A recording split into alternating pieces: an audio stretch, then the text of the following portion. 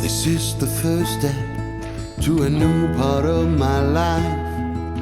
A small step for mankind, but a giant leap for my mind. I've got so many questions, so many things to solve, looking for the answers all along the walk. On the highest of a mountain, in the middle of the plains, somewhere in between the valleys, under the sun or in the rain. I try to find myself, I try to find who I am.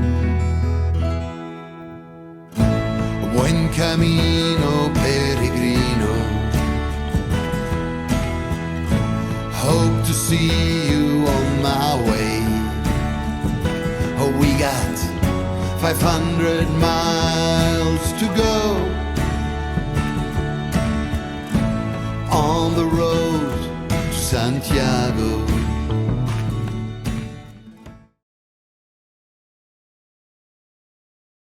Et bonjour à tous, il fait beau. Je vous fais cette vidéo aujourd'hui donc particulière, donc c'est pas une vidéo de rando. Donc comme vous le savez tous ou pas, donc je suis bénévole à l'accueil des pèlerins de Cahors. Donc sur le chemin de Compostelle, sur le GR65 et pas que, GR646 aussi également avec les variantes de Rocamadour et du Célé. Et donc je vais vous parler donc des possibilités d'hébergement qu'il y a sur le GR65. Là, je suis à la Bastide-Marlac, donc à côté de la petite Gazelle. Et avec cet endroit très sympathique où on peut s'arrêter, casser la croûte et planter la tente éventuellement. Donc sur le GR65, donc qui part du Puy-en-Velay qui va jusqu'à Saint-Jean-Pied-le-Port, hein, nous je peux parler de cette voie-là puisque c'est celle que je connais et que j'ai pratiquée. Donc il existe déjà dans un premier temps donc des guides. Je vais vous en citer 4. Hein. Donc vous aviez le Miam Miam Dodo, le Topo Guide GR. Donc je vais vous mettre les photos en incrustation bien sûr. Le guide Le Père et le guide Michelin. Donc il y en a certains qui sont un petit peu plus complets que d'autres. Par rapport au niveau des hébergements. Donc si vous démarrez sur le chemin, vous verrez qu'il y a des guides qui sont un peu plus complets en termes d'adresse, d'idées pour s'héberger. Donc après ceux qui le veulent ou qui le souhaitent, donc il existe le carnet des pèlerins, donc crédential ou créancial. Donc c'est pareil, je vais vous mettre diverses catégories donc de ces carnets de pèlerins en fait, où on appose en fait un tampon au fur et à mesure des étapes que l'on fait, ce qui peut vous aider donc à trouver des hébergements plus facilement et avoir en Espagne c'est essentiel, et des prix réduits pour visiter les cathédrales en Espagne et d'autres. Hein. Voilà. Donc je vous mets les différentes sortes là. Donc à savoir que la crédentiale, donc c'est les associations jacquaires donc qui les distribuent. Il y a les crédentiales également qui sont délivrées par l'Église catholique. Il y en a qui se les font elles-mêmes, les personnes se les font elles-mêmes sous forme de dessins, d'aquarelles. Hein. Je vous mets un exemple ici. Donc tout est possible. Donc on passe de ville en ville, enfin de village en village, et aux étapes on fait tamponner donc ce carnet de pèlerins. Donc il existe, on va dire, 8 façons on va dire 7, 8. Il y en a qui se regroupent un petit peu de se loger, de dormir le soir sur le GR65. Donc je vais vous les découper. Hein. Donc vous avez le bivouac, le camping. Il y a les abris, les porches d'église. Il y a des petites maisons qui sont ouvertes. Bon, il y a chez l'habitant, bien sûr, qui autorise les nombreux campeurs. On peut dormir dans des fermes. Enfin, il y a diverses façons. Il y a les gîtes communaux. Ensuite, il y a les gîtes privés, donc les gîtes pèlerins. Vous avez également les donativos, donc qui sont de plus en plus rares en France. Les accueils chrétiens et les hôtels et les chambres d'hôtes. Donc je vais tout vous découper par chapitre. Donc, le premier moyen de logement, d'hébergement sur le GR65, même sur les autres voies, hein, c'est pareil que ce soit. Je vous ferai un détail sur les divers chemins donc, en France du chemin de Compostelle sur une prochaine vidéo. Donc c'est le bivouac. Le bivouac c'est le moins cher, forcément. Après vous n'êtes pas en autonomie complète puisqu'il y a divers villages traversés, épiceries, boulangeries, avec des producteurs locaux, les oiseaux piaffent. Donc excusez-moi pour le bruit des oiseaux. Donc c'est le moyen le plus simple. Après, donc, il faut voir avec le poids. Parce que du coup, on a un sac un petit peu plus lourd. Puisqu'on emporte un petit peu plus d'eau, avec peut-être un réchaud ou pas. Il faut prendre le matelas, le duvet, la tente, le tarp, le hamac. Enfin voilà, moi je l'ai fait. Je sais de quoi je parle. Donc là, je vous parle de mon expérience personnelle. Hein. Donc ça, c'est le moyen le plus... Pardon, le moyen le moins cher, quoi. Voilà. Et de temps en temps, donc on va passer au deuxième moyen donc d'hébergement. Le moyen d'hébergement, donc en fait c'est le camping. Toujours avec la tente, toujours en semi-autonomie, donc avec ses propres moyens pour se loger. Le camping permet en fait de pouvoir bénéficier donc d'une douche et de l'électricité pour recharger éventuellement son téléphone pour ceux qui partent avec, ou batterie externe, etc. Enfin, chacun s'accommode comme il le souhaite. Donc vous avez des campings, je veux dire, là on est fin avril, donc les campings vont pas tarder à ouvrir, certains sont déjà ouverts. Sur le chemin de Compostelle, je pense qu'il y en a quand même un paquet qui sont un petit peu ouverts. Donc c'est à partir de 8-10 euros, voilà. Dans le camping, vous pouvez le faire aussi également dans certains gîtes. Donc pas partout, nous à Cahors on a deux gîtes qui le font parce que bon on est en ville. Donc il y a deux gîtes qui ont un peu de terrain. Donc moyennant 7 euros, 7-8 euros, vous pouvez prendre la douche, bénéficier d'électricité et camper dans le gîte. Donc ça c'est la deuxième solution. Après le reste, les problématiques restent toujours les mêmes, c'est-à-dire un sac un petit peu plus lourd.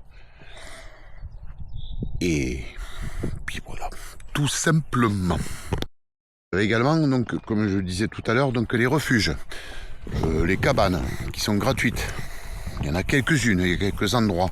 Il existe une page Facebook qui s'appelle Compostelle en bivouac. Donc des endroits de bivouac un petit peu. Il y a des sites qui sont aménagés par certaines mairies, d'autres pas. Donc je sais qu'il en existe. On peut dormir dans les gazelles, dans le Lot. Il y a un super site à la Motte, dans le Gers, à côté de l'église, où la mairie a aménagé toilettes sèches, il y a de l'eau. Donc on peut planter la tente à côté de l'église. Donc ça c'est le... Et on reste toujours avec la problématique du sac qui pèse un peu plus. Et vous avez les gîtes communaux. Donc c'est la troisième possibilité d'hébergement. Donc il en existe quelques-uns donc sur le GR65 entre le Puy-en-Velay et Saint-Jean-Pied-de-Port, donc pendant toutes les communes. Donc tout ça est marqué sur les guides. Je n'ai pas parlé des applications, mais c'est marqué également sur certaines applications qui sont le GR Dodo, Buen Camino ou Bronze. Donc là où vous avez les hébergements quand même. Hein, pour ceux qui veulent dormir un gîte communaux, il n'y en a pas 50. Je pense pas, mais bon, il y en a quelques-uns. Il y a deux auberges de jeunesse aussi, ça j'en ai pas parlé, mais donc il y en a une au Puy-en-Velay, une à Cahors. C'est tout ce qu'il y a donc entre le Puy-en-Velay et Saint-Jean-Pied-de-Port. Et donc les gîtes communaux, du coup, ça se passe avec la mairie en principe. Donc vous réglez à la mairie, juste pour la nuitée, et puis après on se débrouille pour manger, pour petit déjeuner, etc. J'ai passé une super soirée, moi, personnellement, en Asbinal, où on s'est retrouvé avec des gens qui faisaient le tour de l'Aubrac en vélo, d'autres à pied, plus des pèlerins de Compostelle. Enfin, voilà, quoi. On peut passer de très bonnes soirées, chacun... tout le monde avait tout mis sur la table, c'est les moments conviviaux importants. Et c'est ce qui commence à faire la différence par rapport au bivouac, même si c'est le bivouac, du coup ça revient moins cher, on est d'accord, au départ. puisque ben, vous êtes dans l'attente, mais vous n'avez pas ces moments conviviaux que vous pouvez avoir en gîte communal. Ensuite, vous avez les gîtes pour pèlerins privés, donc qui sont tenus par des anciens pèlerins ou pas. Du coup, ça s'est désacralisé un petit peu à ce niveau-là. Donc, gîte pèlerin privé. Là, c'est pareil, suivant les endroits, il y a des endroits où ils autorisent simplement pour dormir, d'autres pour la demi-pension. On rentre dans une quarantaine d'euros en moyenne, hein, je dis bien en moyenne, puis y avoir plus bas, plus haut, suivant les prestations donc, de chaque gîte et de chaque hébergeur. Il y a tout style, il y en a pour tous les goûts. Il y a des gens qui vont se sentir bien dans un gîte, moins bien dans un autre. Ça, c'est en fonction de chacun. En principe, ce sont toujours des gens qui sont quand même relativement bienveillants, qui font tout pour les pèlerins, ils sont aux petits soins pour au maximum. Donc oui, ça peut arriver que il y a un manquement, une fatigue au bout de la saison, quand vous avez déjà accueilli un bon nombre de pèlerins et que il y a des graines de poussière, machin, un truc. Mais toutes ces personnes donc, qui tiennent les gîtes du Puy-en-Velay jusqu'à Saint-Jean-Pied-de-Port font leur maximum pour vraiment que le pèlerin se sente bien. Voilà. Que ce soit au niveau langue ou etc. et tout, parce que bon, c'est international du coup. Le chemin de Compostelle, il n'y a pas qu'en Espagne qu'il y a des étrangers. Hier j'étais à l'accueil japonais, coréen, allemand, suisse, belge, québécois, canadien, English, American, Australian, néo-zélandais, et j'en passe. Donc, je pense que les gens, ces personnes-là font leur maximum pour être aux soins des pèlerins. Voilà. Donc, les prix varient. Hein. Si vous prenez que la nuitée, ça peut être entre 18 et 20 euros à peu près pour dormir, juste dormir. Vous comptez à peu près en moyenne une quarantaine d'euros pour la demi-pension avec le repas du soir et le petit déjeuner, et les autres qui sont à vos petits soins.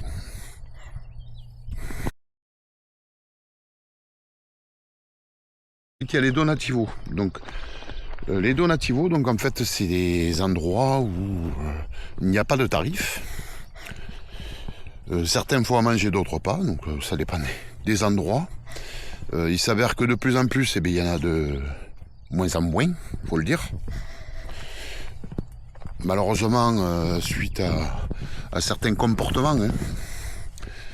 Donc c'est-à-dire que vous allez dans le gîte, comme un gîte privé, on vous impose pas un prix, mais c'est à la libre participation. Libre participation ne veut pas dire gratuit, parce que les personnes font le ménage, font à manger, préparent le petit déjeuner. Quand il fait très chaud, à 5h du matin, le petit déj il est 5h30, 6h en pleine période estivale. Tout est prêt, tout est mis à disposition. Donc les gens y passent du temps, c'est leur travail quoi. Et donc malheureusement certains comportements pensent que c'est gratuit. Et non, quand on dit libre participation, c'est un minimum quand même. On est bien d'accord que vous n'allez pas manger, dormir, manger le soir, le petit déjeuner, pour 2,50 €. Ça s'est fait l'année dernière malheureusement sur un donativo qui a arrêté à Cahors. Un couple, 2,50 €. La nuitée, la douche, le repas, le petit-déj. Non, ça c'est pas cool, du tout. Donc du coup c'est pour ça qu'en France il y en a de moins en moins. En Espagne je ne sais pas trop, je pourrais pas vous le dire. Je sais qu'une chose c'est que sur la Via Francigena, donc qui part de Canterbury jusqu'à Rome, les donativos demandent un minimum de 10 € par personne. C'est-à-dire le nettoyage, les douches, l'électricité, enfin, ce qui me paraît un petit peu normal.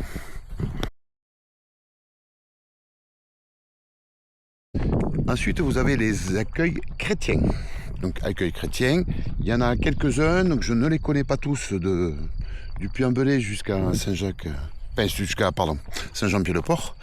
Je vais vous en mettre quelques-uns que je connais du Puy jusqu'à ici, jusqu'à Cahors, à peu près, même à Moissac. Bon, après, il y a deux Carmels. Il y a un Carmel à Moissac, un ancien Carmel à Moissac et un ancien Carmel à Condon. Voilà, mais maintenant c'est privé, c'est même plus les sœurs qui le tiennent. Donc je vais vous mettre les photos en incrustation. Il y en a quelques-uns. Ce sont de très beaux endroits, super tenus. C'est des hospitaliers qui tiennent ça. Enfin, c'est des sœurs qui tiennent ça, mais c'est des hospitaliers qui viennent régulièrement pour leur donner un coup de vin. Et ce sont des pèlerins donc, qui s'occupent de pèlerins. Donc on est bien là aussi.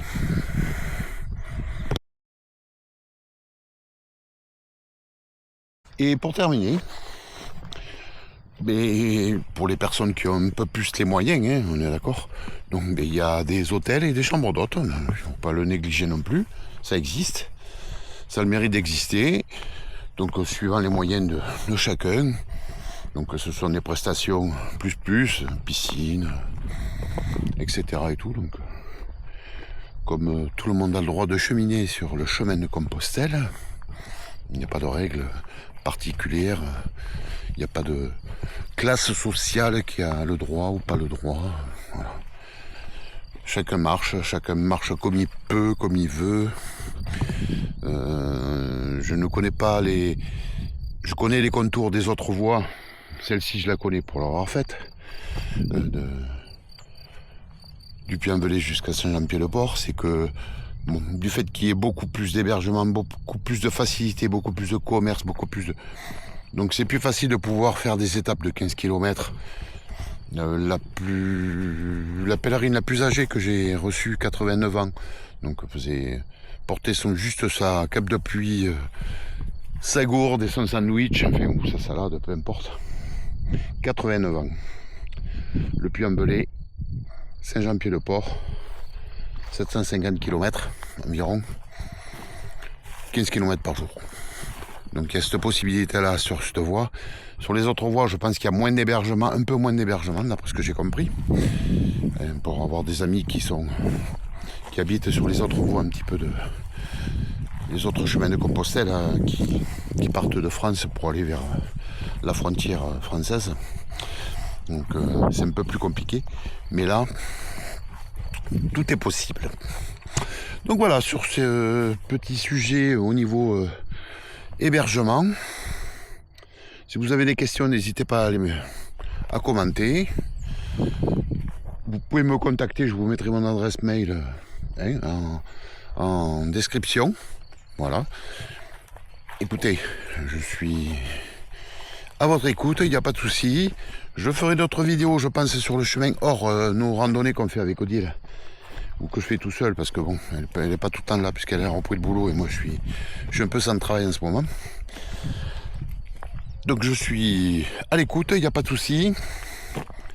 Je referai, je pense, pour vous présenter quelques chemins qu'il y a en France, et l'Espagne aussi, un petit peu, on fera, enfin, je pense, hors, voilà, ça sera des vidéos bonus. Donc nous, tous les abonnés qui ont l'habitude d'être sur la chaîne, de nous voir, de nous entendre, d'écouter mes conneries et tout, je vous dis à dimanche soir, enfin lundi, on va dire lundi, pour la prochaine vidéo rando dans le coin. Et portez-vous bien, bon chemin à ceux qui le démarrent. Si vous avez des questions, je vous mettrai par là, enfin en description, mon adresse mail. Hasta la vista. Buen camino.